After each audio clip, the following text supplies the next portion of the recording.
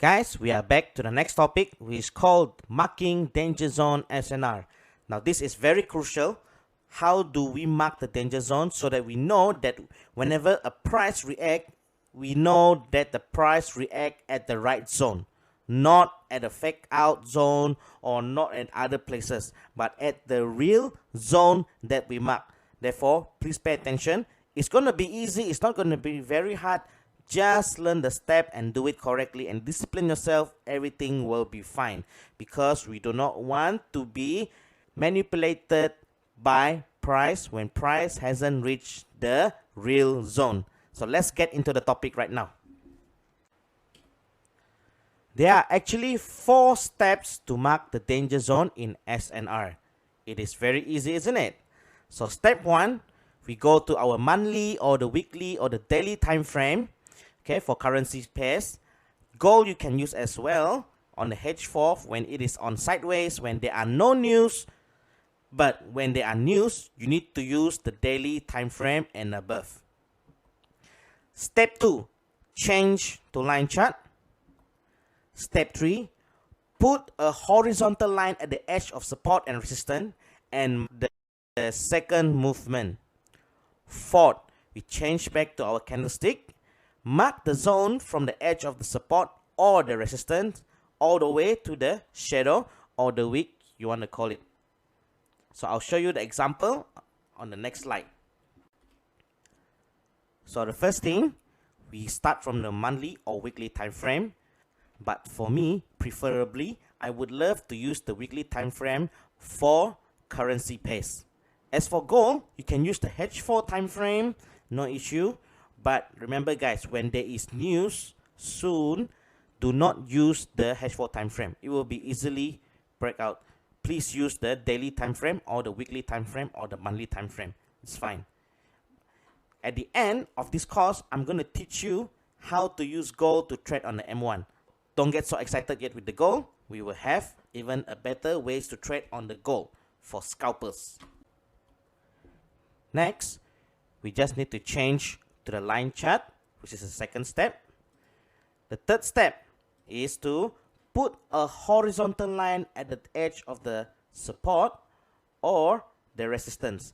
Now guys, when we want to put this horizontal line, we just put the price that is near to the current price. We don't have to put every single thing on here, on here, on here, or here, because the price is currently in this area.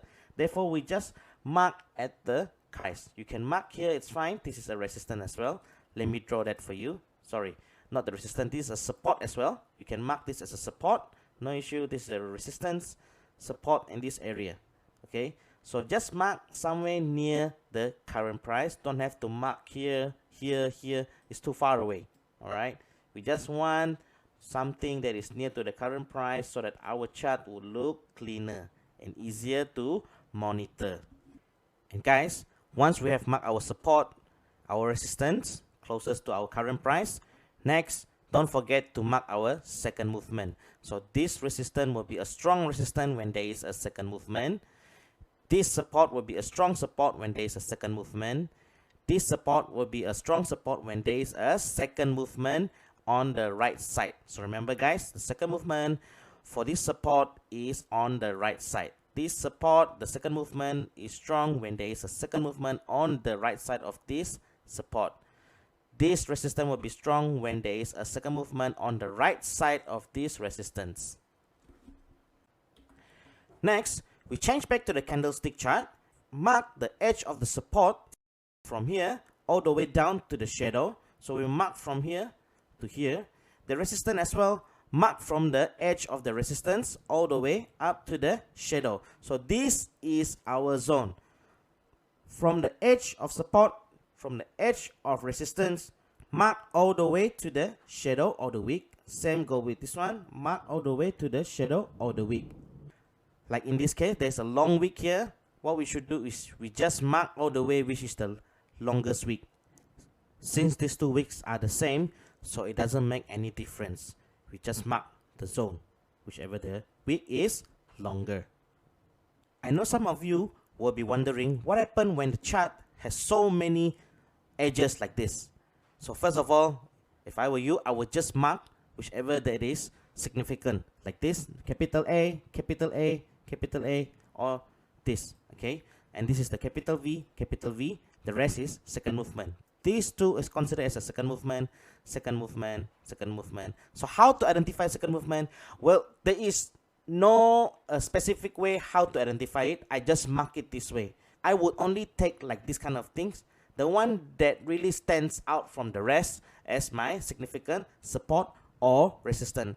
Doesn't mean that if I don't mark it, it doesn't have any reaction. Price could be still react to it. It's just that I would prefer to have it this way for my own, so it's easy for me to monitor. Whatever happens in that zone, then I will monitor again whether there is a breakout or a rejection. I'm going to show you in an MT4 chart where they are even worse than this. So let's have a look at the MT4 chart. Okay guys, there is a question. What happens if the shadow on the left side is higher than the current A? So I'm going to show you here. We go to the line chart. I mark at the A here. This is our weekly resistance. We come back to the candlestick chart. We mark our zone from here to the edge of the resistance. Now, as you can see, this shadow is higher than here. So what happens is, if you meet this kind of situation, whatever that is on the left side from the A of the resistance here, this A, capital letter A, resistance, ignore. We only want to take the current price. That's it. Okay. Alright guys, as you can see here, this is the GBP CAD pair on the weekly time frame. If we change it to the line chart, we can see that this is very messy. So there are two ways how to trade it. First is to avoid if you don't see anything or you don't feel comfortable with looking at this chart. Secondly, if you still want to trade, no issue. Let me try and let's go with it. So first, I will normally find the closest resistance and support. This will be my resistance, the closest to this price range. Now the next support, I would choose this. Why I chose this, not this? It's because, remember guys, the second movement. So to make this support to be strong, it must have a second movement. So this is a second movement that signifies that this support will become strong. And why do I not choose this as a resistance? Because the second movement here is too close to the support. It's just that I don't want to monitor this zone. I feel that price will just not gonna react to this resistance. Okay, so there are a lot of ways. You can mark here as well as your resistance. Remember guys, the danger zone that we use is just to monitor the price. Alright, so you monitor the price, see whether the price gives you a rejection or a breakout. That's it, nothing more than that. Okay, just as a monitoring zone. So we just monitor, we mark the zone. If there any rejection or breakout, then only we react to the price, whether give us a rejection or breakout, then only we enter using the F5 setup. Okay guys, so let's say we want to trade on this area. I'm gonna mark this, okay, because you think that okay, this resistance has a second movement here, so it's not that it's not. Like I said, we just use it as a monitoring zone. So let's change it to the line chart and then we mark this as our zone, monitoring zone. Okay, so remember guys, from the edge of the resistance to the shadow of the candlestick. So I'm going to color this other color, probably yellow. Looks more easier that way. So in this case guys, when there's a clean breakout, you see this is a clean breakout on a weekly time frame on this resistance, then price come react the previous breakout, test it as a new support. So what we should do is that when price broke out, definitely there's a setup. So when the price broke out, we will always look at the daily time frame. So the price that broke out, this is the candle.